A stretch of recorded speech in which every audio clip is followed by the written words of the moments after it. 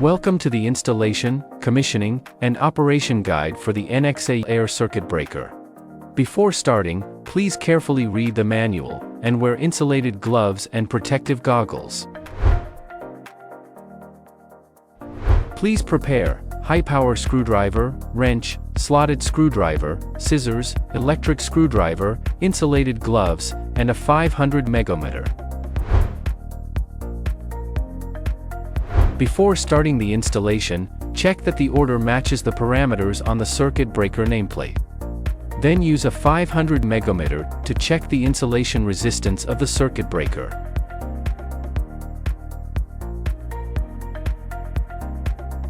Next, proceed with the installation of the drawer-type circuit breaker.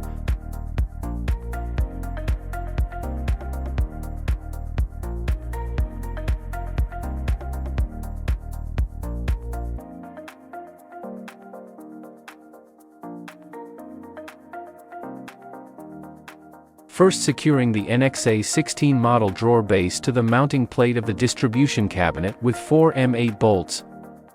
In the NXA 16 model, place the circuit breaker body directly on the drawer base tracks and push it into the drawer base until it can no longer be pushed.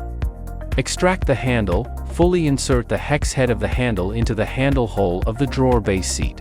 Rotate the handle clockwise until the position indicator reaches the connected position.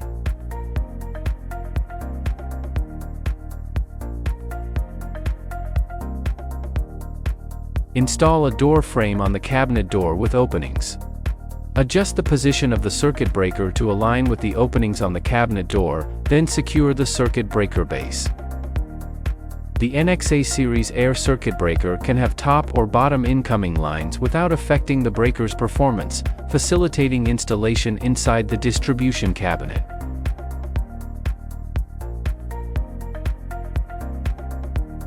Ensure there is adequate space for good air circulation.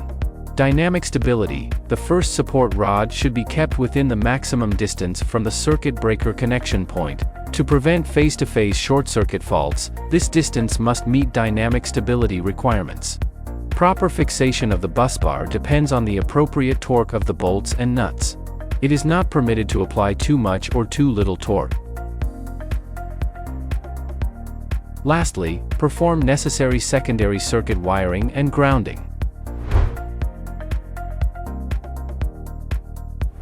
Before powering up, press the handle lever to store energy in the springs, then press the close and open buttons separately to test and confirm that the basic closing and opening functions are working properly. After powering up, ensure the information on the display screen is correctly shown, verifying that it is functioning normally. In case of problems, refer to the fault analysis and troubleshooting guide. We will introduce diagnostic methods and solutions for several common faults.